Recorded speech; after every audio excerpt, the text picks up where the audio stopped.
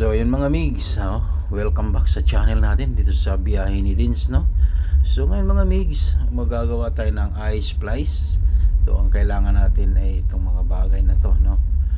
So ayan, meron na tayong tali dito na 3 stand, no? Ayan.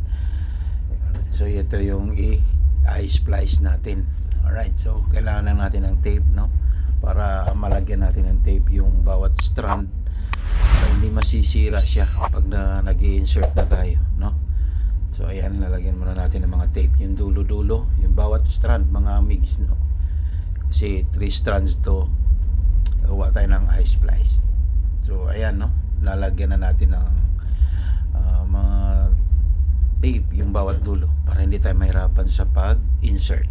Alright, so let's go.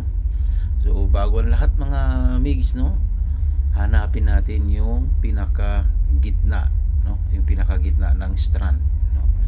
Ayan, no. Ayan, yung pinaka gitna ng strand. So yan yung unang-una nating gagawin pag nag-eye splice tayo. Yan, tulad niyan, no, yung gitna ng strand, yung pinaka center, no. Ayan, okay. So pag nakita na natin yan, andyan na yan. So first thing first, yan, susukat natin kung gaano kalaki yung gagawin nating eye splice, no? Gagawin nating eye. So, susukat natin, tapos yung pinaka-center, no? Yun yung ilalagay sa gitna ng pinaka-center na strand. Ayan, so sukatin natin yung gaano kalaki. Kung tama na yung eye na gagawin natin, lagay na natin sa gitna yung pinaka-center na strand, no? Yung yan, yan, no? So yan yung una nating i-insert, no? So pag i-insert naman mga migs, no, hanap ka lang dyan, no? Basta going to left talagi, no? Hanap ka dyan kung saan mo gustong i-insert yan. Tulad nito, so yan, tapos i-insert mo yan dito, yan, yan, dito.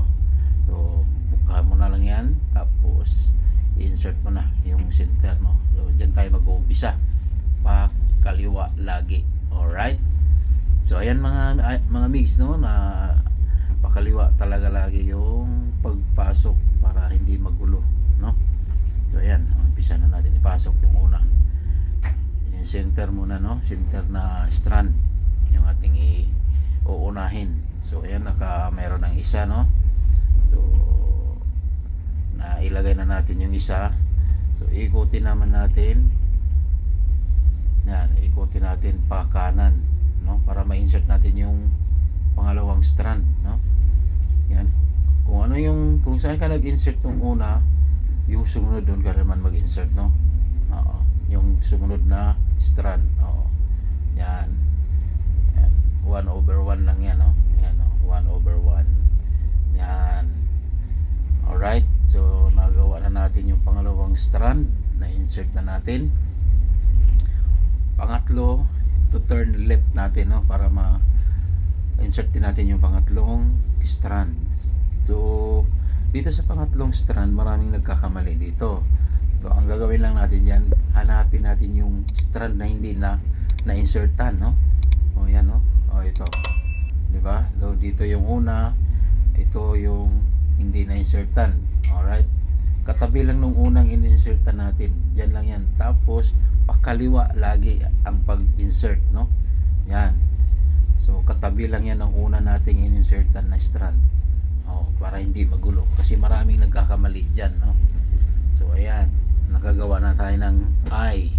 So pag meron na tayong ganyan, kung susundan lang natin yung flow, no, mula nung una tayo nag-insert hanggang sa doon sa pangatlo, susundan lang natin yon, tapos hila-hilain natin para humigpit, no. So ayan, no, tulad nito, yan yung flow niya, no. Yan, no, papakita ko sa inyo yung flow. So magiging ganyan yung itsura, no, sa unang insert natin. Ayan, no. So lahat ng flow susundan lang natin yan, no. Yan, no, tulad nito, yan, di ba? So 1/1, basta sa susunod yan, yan, tuloy-tuloy na yan, no, pati yung pangalawa, pangatlong strand, ganyan lang, sunod-sunod lang yung pag-i-insert niyan, no.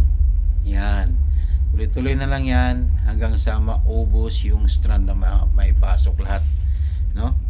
So ayan, tuloy-tuloy lang hanggang maubos. Yan. Tapos sabay hila din kay para humigpit, no? Yung ating eye. Yan. So ayan mga migs, no? Tapos na.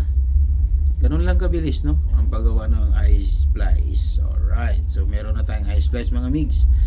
Yan, no? So kung may katanungan kayo, no? Kung may katanungan kayo sa ating ginawang eye splice, mag-comment na lang kayo sa baba, no? Please comment down kung okay naman to sa inyo, kung nasundan nyo. Kung hindi naman, review nyo lang, ibalik ulit-ulitin nyo lang, no? Basta mag-comment lang kayo sa baba kung ano yung mga katanungan nyo. Thank you.